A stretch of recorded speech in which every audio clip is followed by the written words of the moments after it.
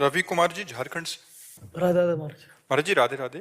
महाराज जी वर्तमान में कैसे रहें, वर्तमान में होश को कैसे संभालें, क्योंकि हर कोई नाम भविष्य की तैयारी कर रहा है। नाम नाम वर्तमान में पकड़ो। राधा राधा राधा राधा, ये तुम्हारा भविष्य उज्जवल कर देगा, भूत को मिटा देगा। और वर्तमान में राधा नाम, इसलिए जीवन आनंदमय हो जाएगा। हर सेकंड वर्तमान, हर सेकंड में नाम। केवल नाम पकड़ो, अभी आगे बढ़ाता चला जाएगा। जो कर्तव्य है उस कर्तव्य को वर्तमान में करते हुए नाम जप करो, देखो आगे निकल जाओगे। समझ पा रहे हो? बस पकड़ लो, सीधी बात है। ये तुम कई बार कह चुके हैं कि भूत भविष्य का चिंतन मत करो, वर्तमान में नाम का चिंतन करो। अपने कर्तव्य कर्म को करो, जो तत्काल प्राप्त सेवा है उसको करो, तुम्हारा मंगल हो जाएगा।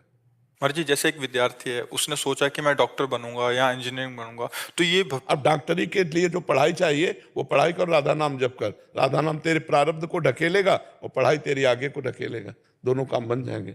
जो तेरे को परास्त करने वाले कर्म है उनको राधा नाम मिटाएगा, और तेरे को सफल करने का तेरा अभ्यास है डॉक्टरी का, वो आगे बढ़ो। डॉक्टरी की जो पढ़ाई है वहां तक पहुंचने के लिए हमें जो डिग्रियां चाहिए, जो हमें विद्या अध्ययन चाहिए, उस पर हम लगन लगाएं नाम जप करते हुए, तो हमारा काम बन जाएगा। समझ पाए? महाराज जी एक इसमें संशय और था। महाराज जी जैसे संसार में है अपन, तो व्यवहारिक चीजों को या वस्तुओं को प्राप्त करने के लिए हमारा चिंतन होता, गाड़ी होगा, बंगला होगा, होना चाहिए, ऐसा होना चाहिए, ऐसा करना चाहिए, लेकिन उसको अपने कर्तव्य कर्म करते हुए भगवान के ऊपर छोड़ देना चाहिए। केवल गाड़ी लक्ष्य रखोगे तो फिर बेईमानी भी आ जाएगी। गाड़ी लेनी है यदि भगवान दिलाना चाहेंगे तो। अब हम अपने कर्तव्य का पालन कर रहे हैं, हमारे पास धन आया तो गाड़ी ले लिया, नहीं आया तो भगवान की इच्छा। ऐसे चलना चाहिए। बहुत सारे विज्ञजन हैं, वो विद्यार्थियों को ऐसा सिखाते हैं कि अपना लक्ष्य इतना बड़ा रखो कि मेरे पास 5 गाड़ी होगा, 3 बंगले होगा, हर जगह जाएंगे वहां। फिर उसको जब नहीं होगा, डिप्रेशन में पहुंच जाता। वही कह रहा हूं, फिर करेगा क्योंकि उसको इतने बड़ी चाहत का स्वरूप हो गया। ऐसा नहीं, तो ये सिद्धांत गलत है? नहीं, गलत सिद्धांत है। तो इसी सिद्धांत को सही करने का टेक्निक क्या है महाराज? हम उतना संकल्प करें कि हमारे देश की सेवा में कुछ हमारा जीवन जाए, परोपकार में जीवन जाए, और मैं भी सुखी रहूं। हे भगवान, आप इतना, जैसे कहा जाता, साईं इतना दीजिए जामे कुटुंब समाए, मैं भी भूखा ना रहूं और साधु न भूखा जाए। इतनी बड़ी वासना मत बना लो जो ना पूरी होने पर आप परेशान हो जाओ। कहते हैं, गांव में कहते हैं, उतना पैर पसारो जितनी लंबी चद्दर हो। तुम्हारी जितनी, हम स्कूटी से चलने की व्यवस्था नहीं हो, 5 गाड़ी की व्यवस्था सोचेंगे तो पागल नहीं हो जाएंगे, डिप्रेशन में नहीं पहुंच जाएंगे। तो उतना सोचो जितनी तुम्हारी सामर्थ्य है। तो हमें अपनी सामर्थ्य के अनुसार सोच रखनी है। अगर हमें कोई कामना करनी तो आप स्वतंत्र कर सकते हो, लेकिन उसको भगवान के ऊपर छोड़ दो तो आप अच्छे रहोगे। अब आप देख लेना, राधा राधा राधा, तो उनको जैसा लगेगा वो पूरी कर देंगे, तुम्हें चिंता नहीं करनी। ना पूरी हो तो भगवान जोई जोई प्यारो करे सोई में भावे, पूरी हो जाए तो जय, और ना पूरी हो तो जय, तो आप परेशान नहीं होगे। और ये होना ही चाहिए। जब ऐसे लोग संकल्प कर लेते तो गेम खेलने लगते हैं। कल एक आया था वो, मतलब मरणासन की स्थिति में, दिमाग की, हार गया सब गेम में। और वो एक एक घाटा होते होते, उधार लेते लेते वैसी स्थिति में आ गया कि मरणासन में है। तो ऐसा मत बढ़ो, जल्दी ज्यादा जलने की कोशिश करोगे तो फ्यूज हो जाओगे। नहीं तो बहुत सावधानी से चले। महाराज जो विज्ञजन किसी एक का उदाहरण दे देते हैं, उसके चक्कर में महाराज जो 99 भी साथ में नहीं, तो वो एक ऐसा प्रारब्ध लेके आया था।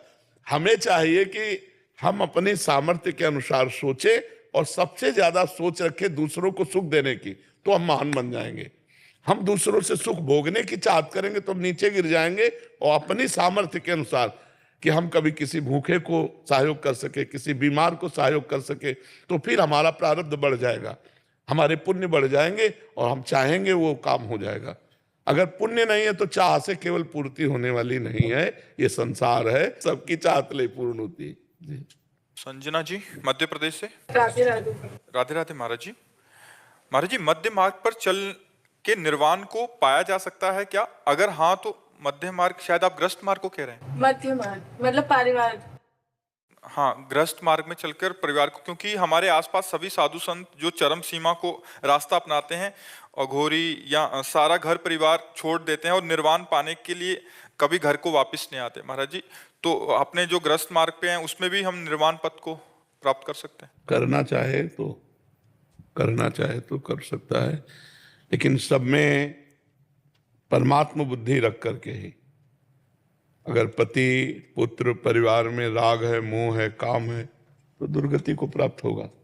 अगर भगवत बुद्धि है सब में और द्वंद्वों से मुक्त होकर के निरंतर भगवान नाम जप करते हुए और अपना लक्ष्य निर्वाण पद रख ले तो प्राप्त हो जाएगा। पर गृहस्थ में कठिनता इसलिए पड़ती कि इतनी आसक्ति होती है, इतनी समस्याएं होती हैं, इतने काम होते हैं, इतनी झंझटें होती है कि वो निर्वाण के लिए सोच ही नहीं सकता। देखो, घर त्याग दे, परिवार त्याग दे, शरीर से तो प्रेम है, तो शरीर से प्रेम होना भी निर्वाण में बाधक है। जब शरीर का राग भी त्याग दे, तो चाहे गृहस्थ हो चाहे विरक्त हो, मार्ग दोनों है भगवत प्राप्ति के, पर चलने का तरीका आता हो।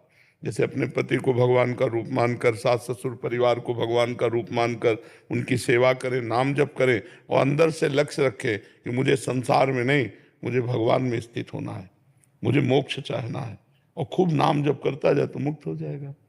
कहीं राग नहीं होने पावे, कहीं आसक्ति नहीं होने पावे, कहीं कामना की चाह ना हो जाए पूर्ति की, तो निर्वाण पद। नहीं तो इतनी कामनाएं हैं कि गृह कारज नाना जंजाला, तेति दुर्गम शैल विशाला, यही सरावत अति कठिनाई, राम कृपा बिनु आइ न जाई। भगवान के मार्ग में चलना बड़ा कठिन है, क्योंकि इतनी आसक्तियां, इतनी भोग वासनाएं, इतना चकाचौंध माया का है कि भगवान चाहिए ही नहीं। भगवान मुझे मिले ऐसा कौन चाहता है? गृहस्थी में बहुत कठिन तो है। बहुत कठिन, गृहस्थी में नहीं, विरक्ति में भी कठिन है। अब भोजन चाहिए, कपड़ा चाहिए, ये चाहिए, वो चाहिए, तो फिर भगवान कब चाहिए? अगर ठान ले तो गृहस्थ भी भगवान प्राप्त कर सकता है, ठान ले तो विरक्त भी भगवान प्राप्त कर सकता है। लेकिन गृहस्थी में आसक्ति बहुत तेजी से हो जाती है ना। बच्चा विरक्ति में उससे भी तेजी से होती है। गृहस्थी में तो है कि मेरे पास ये है, और विरक्ति में जब आसक्ति भागेगी तब, जब भोजन ना हो और भूख लगे तब, और भोजन की व्यवस्था है, भूख लगी तो धैर्य है कि यार अभी आधा घंटा में पा लेंगे हम। तो गृहस्थ में भूख लगती है तो भोजन है, बाबा जी में जब भूख लगती तो भोजन की व्यवस्था नहीं है। तो वो क्या, जैसे विरक्ति मार्ग पर जब कोई साधक चलता है और नाम जप करता है, उस समय उसको जो काम वासना सताती है, भूख, सब सहना पड़ता है। हम भूख से उसी को ले रहे थे, हर इंद्रियों के भोग को। भगवान की तरफ रुचि भी कम हो जाती होगी। रुचि नहीं कम होती, पर आकर्षण जो माया का होता है तो वो परेशान होता है। रुचि तो उसकी भगवान में हुई तभी तो विरक्त हुआ है। पर बीच में जैसे कोई रोक दे, ऐसे वो कामना आकर उसको रोकती है तो परेशान होता है, वो विचलित होता है, रोता है भगवान से, तब धीरे धीरे क्रॉस करते हुए आगे जाता है। हिम्मत टूटती है नहीं, क्योंकि भगवान